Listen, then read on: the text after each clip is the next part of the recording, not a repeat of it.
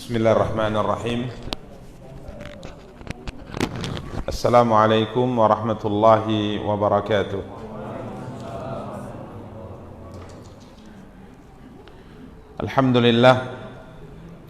Alhamdulillahi rabbil alamin, wal aqibatu lil muttaqin fala udwana illa 'alal zalimin. Asyhadu an la ilaha illallah wahdahu la syarikalah, wa ashhadu anna Muhammadan abduhu wa rasuluh. Salawatu rabbi wa salamuhu alaihi wa ala alihi wa ashabihi wa man ihtada bihadyihi wa istanna bisunnatihi ila yaumiddin wa sallama tasliman katsira, amma ba'du. Ikhwani wa akhawati kaum muslimin, kaum muslimat, rahimani wa rahimakumullahu jami'ah. Alhamdulillah, puji dan syukur senantiasa kita ucapkan untuk Allah subhanahu wa ta'ala atas nikmat dan karunia yang diberikan oleh Allah subhanahu wa ta'ala untuk kita semua. Salawat beserta salam semoga senantiasa dilimpahkan oleh Allah subhanahu wa ta'ala untuk junjungan dan panutan kita, Nabi Allah yang mulia Muhammad sallallahu alaihi wasallam. Ikhwani wa akhawati kaum muslimin, kaum muslimat, rahimani wa rahimakumullahu jami'ah. Biidznillah, pada kesempatan yang berbahagia kali ini kita akan kembali melanjutkan kajian dan pembahasan kita, mencoba untuk membaca dan menjelaskan kitab Riyadhus Shalihin karya Imam Abu Zakaria Yahya bin Sharaf An-Nawawi rahimahullahu ta'ala, yang pada pertemuan yang lalu alhamdulillah kita telah mulai membaca dan menjelaskan bab ke-33, bab bersikap lemah lembut kepada anak yatim, anak-anak perempuan, orang-orang lemah dan miskin, dan orang-orang kesusahan, serta berbuat baik, menyayangi, rendah hati dan bersikap sopan terhadap mereka. Pada pertemuan yang lalu alhamdulillah dalam bab ini kita telah bacakan dua dalil. Yang pertama, apa yang difirmankan oleh Allah subhanahu wa ta'ala surat Al-Hijr ayat 88. Kemudian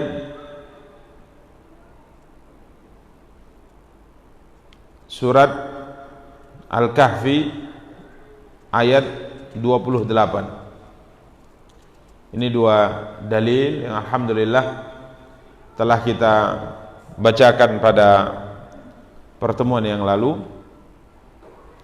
dan insyaallah pada kesempatan yang berbahagia kali ini kita akan lanjutkan dalil yang ketiga yang disebutkan oleh Al-Imam An-Nawawi rahimahullahu ta'ala, surat Ad-Duha ayat 9 dan 10. Allah subhanahu wa ta'ala berfirman, a'udzu billahi minasyaitonir rajim, fa ammal yatima fala taqhar wa ammas sa'ila fala tanhar. Ini ayat yang difirmankan oleh Allah subhanahu wa ta'ala dalam surah Ad-Duha, yang pada hakikatnya adalah bimbingan Allah subhanahu wa ta'ala secara langsung kepada nabinya yang mulia sallallahu alaihi wasallam, di mana pada ayat-ayat sebelumnya dalam surat yang mulia ini Allah subhanahu wa ta'ala menyebutkan tentang kondisi dan keadaan yang dialami oleh Nabi sallallahu alaihi wa ala alihi wa sahbihi wasallam.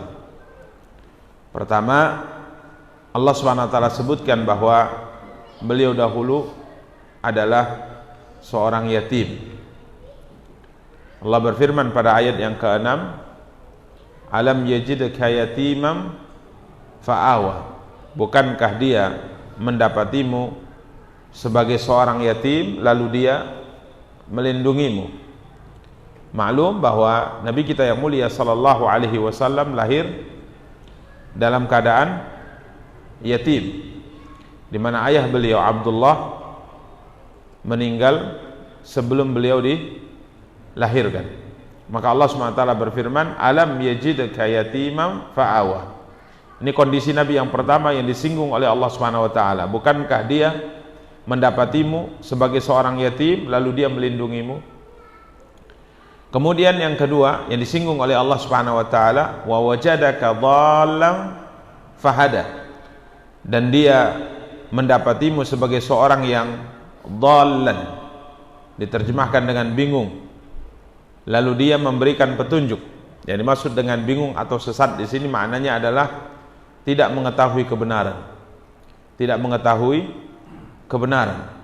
Namun Allah Subhanahu wa taala kemudian memberikan kepada beliau sallallahu alaihi wasallam petunjuk. Allah Subhanahu wa taala turunkan kepada beliau sallallahu alaihi wasallam syariat. Sebagaimana kita maklumi bahwa di akhir-akhir sebelum atau di akhir dari masa sebelum beliau sallallahu alaihi wasallam diangkat menjadi seorang nabi di usia 40, kurang lebih di usia 37, 38, 39, menjelang usia genap 40 tahun, Allah Subhanahu wa taala jadikan beliau sebagai seorang yang suka berkhalwat, suka menyendiri. Beliau melihat bagaimana kondisi masyarakatnya saat itu berada di posisi yang sangat rusak. Bagaimana kondisi bangsa Arab khususnya di kota Mekah, kezaliman, kejahatan, penindasan, menyembah berhala itu terjadi. Sehingga beliau kala itu sallallahu alaihi wasallam menolak, mengingkari ini semua. Ya, secara nurani beliau, hati beliau, bahwa perbuatan ini adalah perbuatan yang tidak benar, seperti menyembah berhala. Namun beliau tidak tahu jalan untuk sampai kepada Allah Subhanahu wa taala itu bagaimana.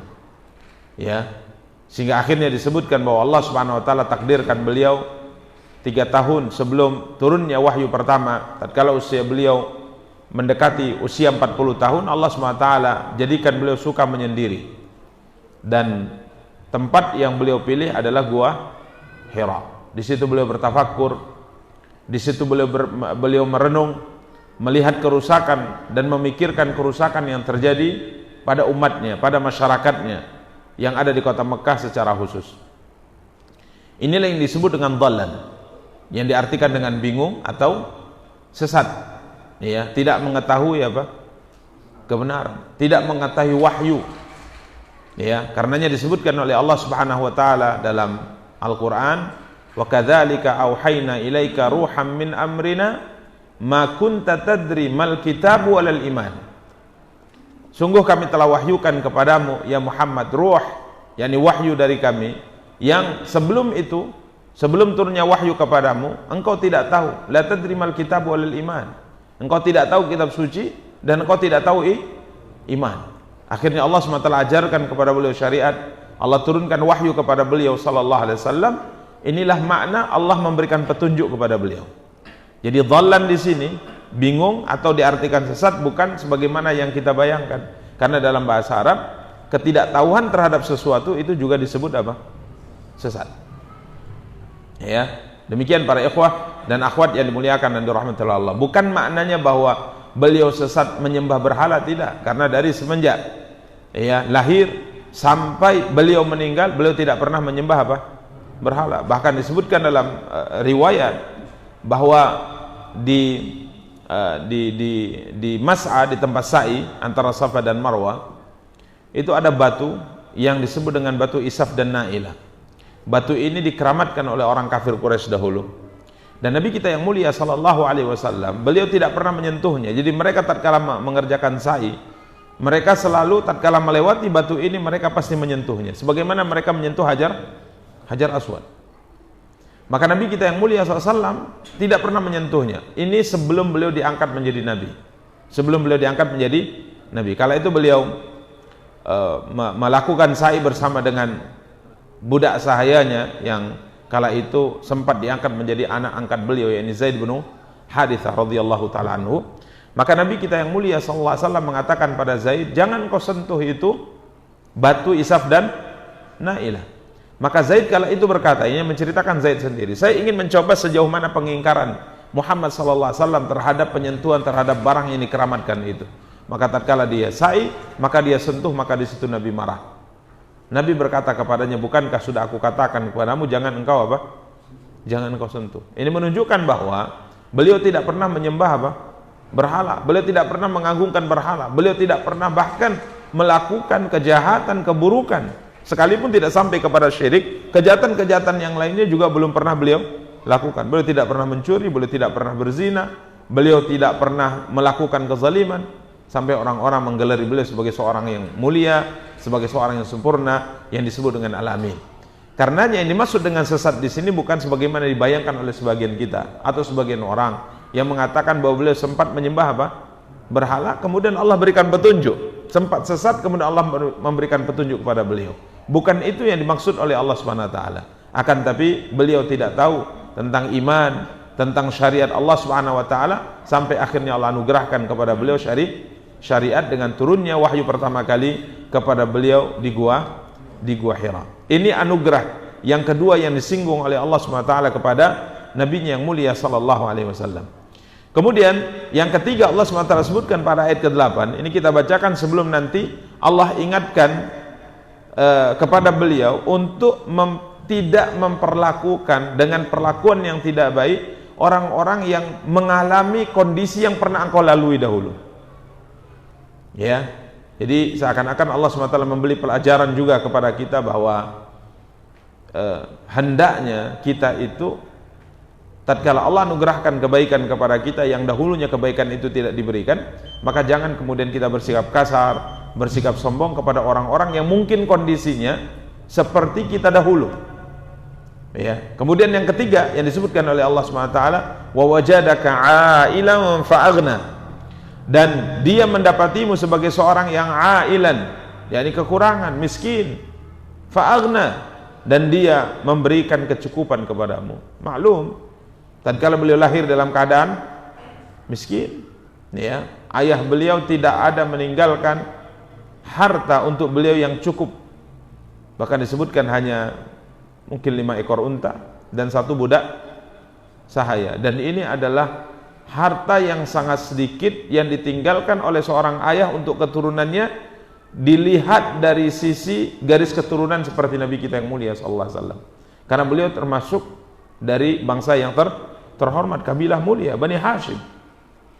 Karenanya subhanallah, tatkala beliau salawatu rabbi wassalamu alaihi dilahirkan dalam kondisi serba kekurangan, miskin, maka tatkala sang ibu ingin memberikan Muhammad sallallahu alaihi wasallam atau ingin mencarikan ibu susuan untuk beliau sallallahu alaihi wasallam, karena masa itu memang kebiasaan bangsa Arab mencarikan untuk anak-anak mereka apa? Ibu susu. Ya, dengan beberapa alasan tentunya, dan ini merupakan tradisi mereka. Ini merupakan tradisi mereka karena mereka ingin anak mereka ini tumbuh jauh dari polusi di masyarakat kota, di tempat keramaian. Mereka ingin anak mereka tumbuh di pedesaan, tumbuh sebagai seorang yang kuat, yang sehat. Kemudian juga mereka ingin anak-anak mereka ini belajar bahasa yang bagus, bahasa Arab yang bagus, tahu sastra Arab yang bagus. Karena biasanya bahasa-bahasa yang ada di kota, karena manusia itu banyak datang dari berbagai penjuru negeri, bersatu di sebuah tempat yang namanya perkotaan. Biasanya bahasa di situ apa? Bercampur baur sehingga akhirnya rusak. Maka mereka ingin anak-anak mereka itu tumbuh besar dewasa di perkampungan, kemudian belajar bahasa Arab dengan bagus, di samping juga memperhatikan kesehatan apa? Fisik mereka. Ini tradisi mereka. Dan orang-orang yang ada di kampung, memang mereka juga pergi ke kota untuk mencari anak yang akan mereka susukan demi untuk mendapatkan apa? upah yang layak, gaji yang layak. Maka tatkala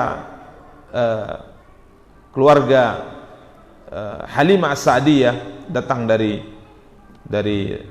Taif untuk mencari anak yang akan mereka susui, berombongan ini wanita-wanita yang datang dari kampung itu datang ke kota Mekah untuk mencari anak yang akan mereka susui demi mendapatkan apa? Upah yang layak. Maka tidak ada seorang pun dari mereka yang mau mengambil siapa?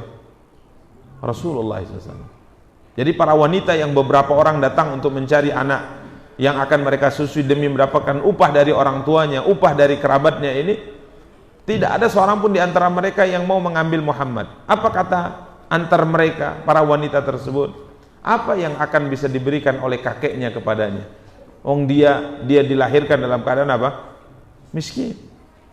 Kalau dia punya mungkin ribuan unta, punya ribuan kambing, punya aset sekian, ya mungkin hartanya akan dibayarkan ke kita sebagian karena kita mengasuhnya. Tapi apa yang bisa akan kita terima dari dia? Dia yatim, ayahnya meninggal tidak meninggalkan harta, dia miskin. Apa yang akan diberikan oleh kakeknya? Seakan-akan mereka mengatakan sesayang-sayangnya kakek kepada cucunya, kadangkala mereka lebih memperhatikan anaknya sendiri. Karena memang Abdul Muttalib ini punya anak-anak keturunan, anak-anak kandung yang sebahagian dari mereka yang umurnya tidak jauh dari siapa?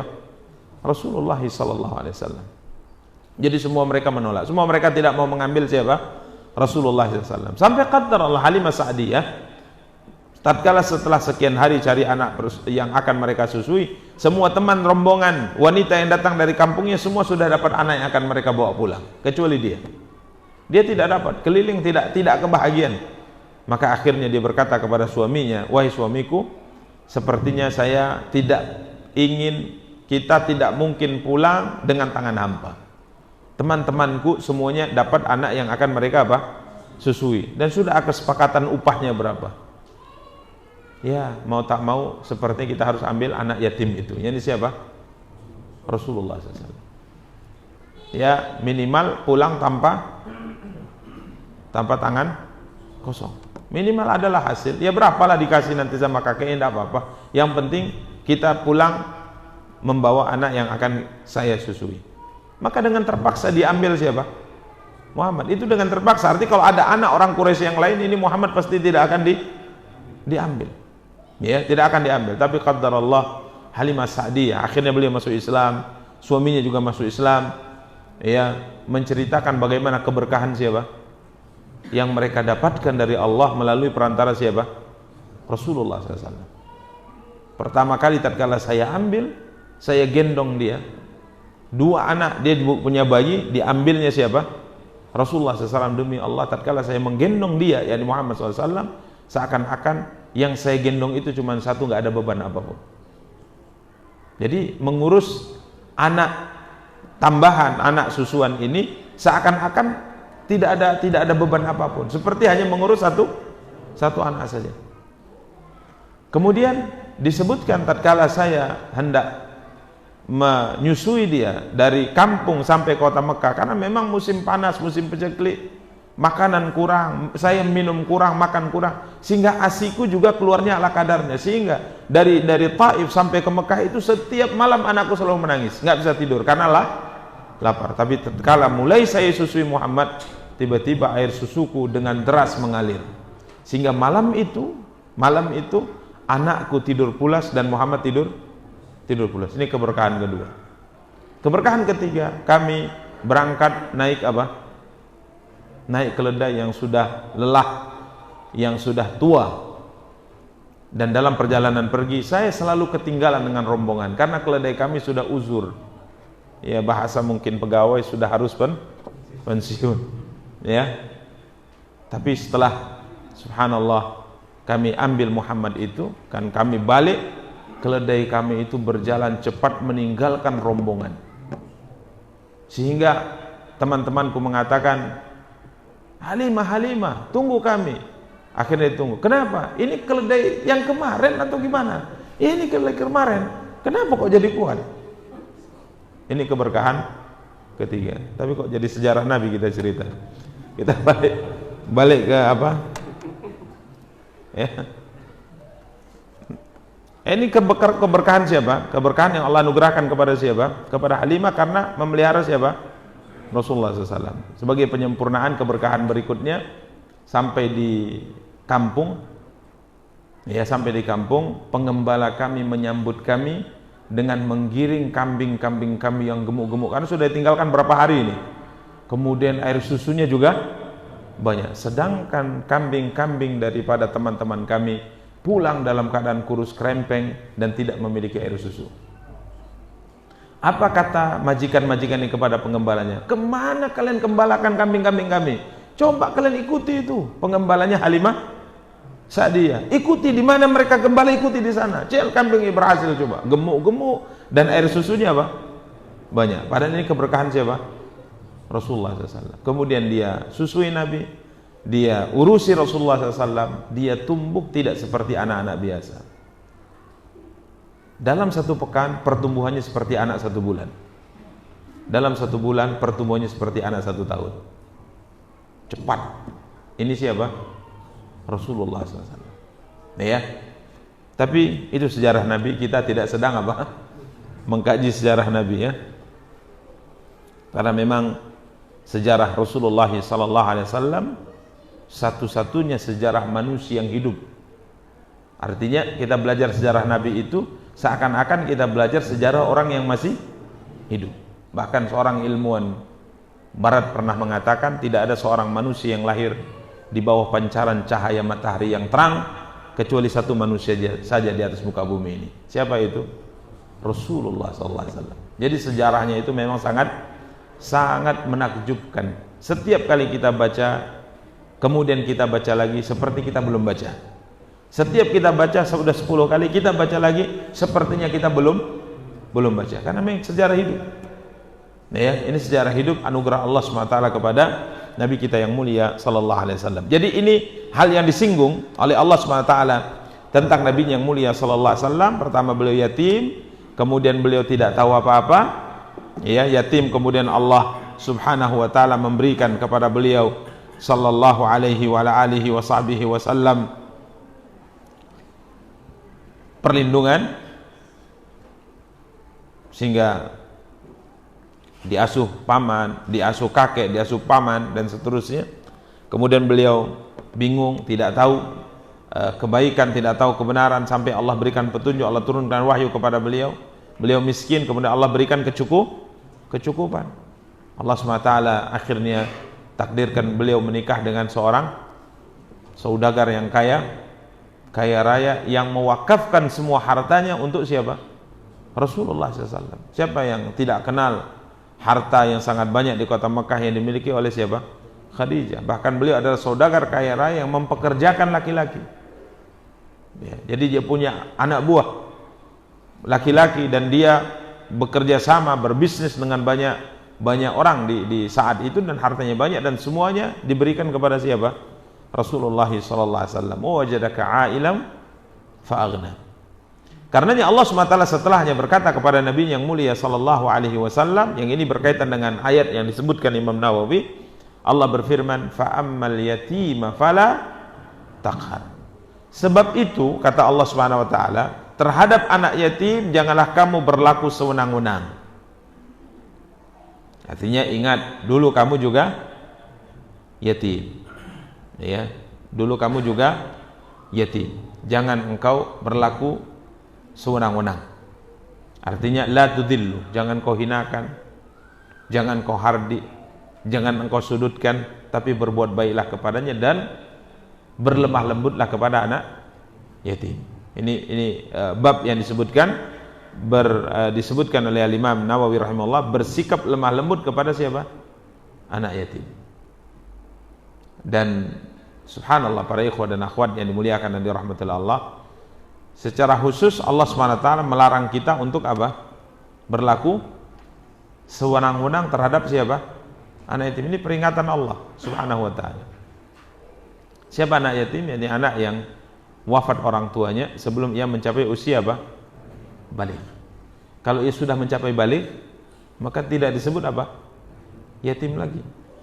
Kalau sudah balik dianggap yatim, banyak kita yatim ini. Nah, kan? Ya bahkan mayoritas kita yatim semua takutnya. Orang tuanya sudah meninggal. Ya, sebelum balik. Tatkala orang tuanya meninggal dan dia belum balik, maka dia dihukumi apa? Yatim. Setelah dia balik, maka keyatimannya berakhir. Dan syariat secara khusus berpesan kepada kita untuk tidak berlaku sewenang-wenang, untuk berlaku lemah lembut kepada anak yatim. Tidak boleh mencacinya, tidak boleh menghardinya, ya. Bahkan nanti akan disebutkan dalil-dalil khusus terkait dengan perintah syariat untuk berlaku baik kepada anak yatim. Bahkan tatkala seorang sahabat datang kepada Rasulullah SAW, dan ini masyhur sering kita sampaikan, dia mengadu kepada Rasulullah bahwa hatinya keras. Hatinya keras. Tatkala dinasihati tidak ada pengaruh, baca Quran tidak ada pengaruh, tidak mengingat Allah SWT biasa saja, mengingat surga biasa saja. Jadi merasakan hatinya keras. Maka di antara yang dipesankan Nabi SAW kepadanya adalah mendatangi anak yatim, mengelus kepalanya. Ya, mengelus kepalanya. Ya, karena memang subhanallah, mereka, yakni anak yatim ini adalah orang-orang yang dipesankan secara khusus dalam agama kita untuk kita perhatikan. Bahkan nanti insyaallah kita akan bacakan dalil-dalilnya. Di antaranya Nabi menjanjikan kedudukan yang dekat dengan beliau nanti di surga bagi orang yang menyantuni anak yatim. Karena di sini secara khusus Allah berfirman kepada beliau, fa ammal yatima fala taqhar. Kemudian yang kedua yang Allah SWT perintahkan kepada beliau, wa ammas sa'ila fala tanhar. Dan terhadap orang yang minta-minta, janganlah kamu menghardinya. Janganlah kamu menghardinya. Para ikhwan dan akhwat yang dimuliakan dan dirahmati oleh Allah Subhanahu wa taala, ini mencakup dua kondisi beliau. Kondisi dulu beliau tidak tahu al-haq, maka tidak tahu al-haq itu diantara bisa menyebabkan tahu adalah dengan bertanya. Sehingga sa'il dalam ayat yang kita sebutkan ini bisa berarti bertanya tentang agama. Jangan kamu menghardinya. Jadi kalau ada orang mau belajar, bertanya kepada kamu, jangan kamu marah. Sebagaimana dulu kamu tidak tahu kebenaran, maka kalau nanti ada orang bertanya kepadamu tentang kebenaran, jangan kamu menghardinya. Ini sa'il di sini artinya bertanya. Tapi juga mengandung makna kedua. Miskin, kemudian Allah anugerahkan kepadamu kecukupan. Berarti kalau seandainya ada seorang yang butuh bantuan, kemudian meminta kepadamu bantuan, maka jangan kamu menghardinya. Dan ini adab, masya Allah para ikhwah, terlepas dari apakah dia meminta-minta itu benar atau tidak, karena hukumnya juga berdiri sendiri di situ. Boleh nggak seorang itu meminta atau meminta-minta? Jawabannya tentunya tidak boleh, kecuali kalau kondisinya memang mendesak, dibolehkan oleh syariat. Tapi intinya kalau ada orang meminta-minta kepada kita, kalau kita kasih silahkan, kalau nggak kasih jangan dimarahi, jangan dibentak. Ya, ini sudah nggak ngasih tapi kerjanya bentak. Tolak saja dengan dengan halus, tolak dengan halus. Ya Allahumma, kecuali kalau seandainya kadang-kadang orang yang minta-minta ini kalau nggak dikasih malah dia yang marah. Pernah seorang datang pengemis, kemudian meminta, kita katakan maaf Pak ya. Dia bilang, Pak Ustadz kok pelit gitu. Ya gitu, sebenarnya mau marah juga, cuman lucu juga lihatnya. Ya, subhanallah. Jadi ini aneh. Bahkan kadang dikasih, misalnya kasih 5.000, cuma 5.000 ya. Cuma 5.000. Ini ada saja orang-orang yang berlaku demikian. Dan ini Nabi kita yang mulia SAW juga dalam kehidupan beliau, kadang-kadang beliau menghadapi kondisi seperti ini. Bahkan suatu hari tatkala beliau berjalan, beliau pakai sal ya, ditarik kuat oleh orang dari belakang, ditarik sehingga beliau tertarik seperti itu, dan terlihat kata sahabat yang ada samping Nabi ada bekas merah karena tarikannya sangat apa? Kuat. Kemudian dia mengatakan, Muhammad, beri aku harta yang Allah berikan kepadamu. Nabi senyum. Nabi katakan, kasih dia, kata Rasulullah. Ini ada saja orang-orang yang seperti ini. Ada orang seperti ini. Sampai disebutkan, beliau lagi membagi, orang-orang berebutan sampai berdesak-desakan, sampai mendorong beliau, sampai sorban beliau jatuh. Nabi mengatakan, jangan terlalu tergesa-gesa. Demi Allah, kalau saya punya harta, saya akan bagikan semuanya kepada kalian, sehingga kalian akan lihat tidak mendapati saya sebagai seorang yang bakhil. Ini sikap Rasulullah SAW. Ya, kalau kita kadang-kadang tidak diperlakukan seperti itu, saya sudah sudah emosi kita melihatnya. Ya. Taib. Ini yang diperintahkan, wa amsaila fala tanhar. Ya, adapun orang yang meminta-minta, ini makna yang kedua yang kita sebutkan. Tapi sa'il juga bisa diartikan orang yang bertanya, berarti menyinggung kondisi yang kedua dan ketiga yang dialami oleh siapa? Rasulullah. Ya, fa ammal yatima fala takhar. Ini mengingatkan Nabi kondisi yatim beliau, sehingga kalau nanti bertemu dengan orang yatim, anak yatim, maka beliau dilarang untuk berlaku sewenang-wenang. Kemudian sa'il mengandung sifat yang kedua dan ketiga. Bisa diartikan bertanya karena beliau dulu tidak tahu, kemudian Allah berikan petunjuk. Kemudian beliau miskin, yang kadang-kadang orang yang terdesak miskin, maka tidak ada pilihan bagi dia kecuali meminta meminta bantuan. Maka Allah pesankan pada kedua-duanya kepada Rasulullah untuk tidak menghardi orang-orang tersebut.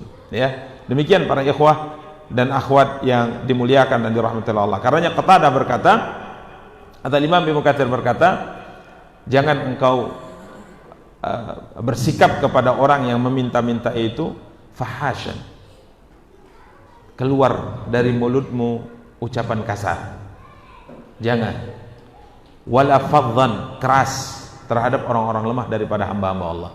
Qatadah berkata, kalaupun engkau harus menolak orang miskin yang meminta kepadamu, maka tolaklah dengan penuh kasih sayang dan kelemah lembutan. Kita katakan mohon maaf, walaupun kadang-kadang mereka itu selalu selalu maksa. Bahkan kadang-kadang mau kita tutup pintu mobil pun ditahannya. Ya, kadang minta diintip. Tolak dengan halus. Tolak dengan penuh kasih sayang.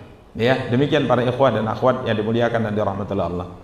Ini juga menunjukkan bahwa kondisi kita dahulu yang kemudian Allah ganti dengan kondisi yang lebih baik, ini kadang membuat orang itu lebih bisa bersyukur. Dulunya miskin, kemudian kaya, ini kadang-kadang lebih bisa menjadikan dia bersyukur, walaupun kadang-kadang ada yang enggak juga. Ya, lupa istilahnya lupa ya? Hah? Kacang lupa dengan kulitnya. Ya, ini subhanallah. Jadi intinya para ikhwan dan akhwat yang dimuliakan dan dirahmati Allah Subhanahu wa taala, ini yang dipesankan oleh Allah kepada Nabi yang mulia sallallahu alaihi wasallam, yang juga merupakan pelajaran untuk kita. Fa'amal yatima fala taqhar wa ammas sa'ila fala tanhar. Kemudian berikutnya para ikhwan dan akhwat yang dimuliakan dan dirahmati Allah, dalil keempat dari firman Allah, beliau menyebutkan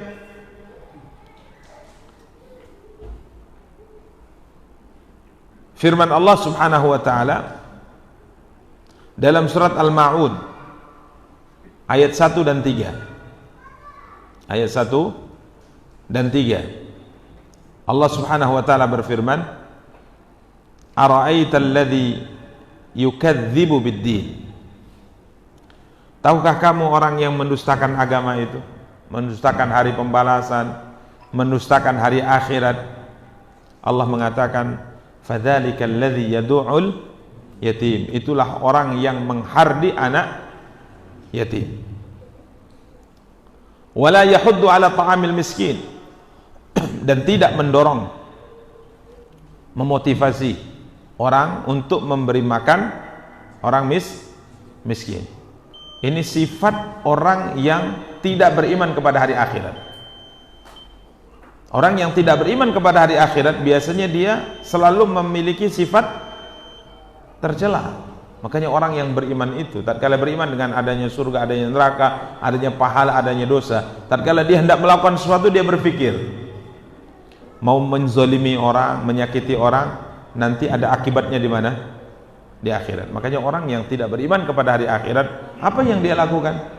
Yadu'ul yatim, menghardi anak yatim.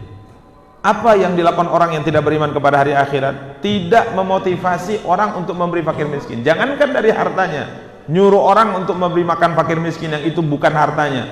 Bahasa kita mungkin modalnya hanya apa? Modalnya apa? Ludah, gratis. Itu pun tidak mau dilakukan karena saking pelitnya dia. Jangankan dari uangnya, memotivasi orang dengan harta mereka untuk memberi makan orang miskin saja tidak pernah.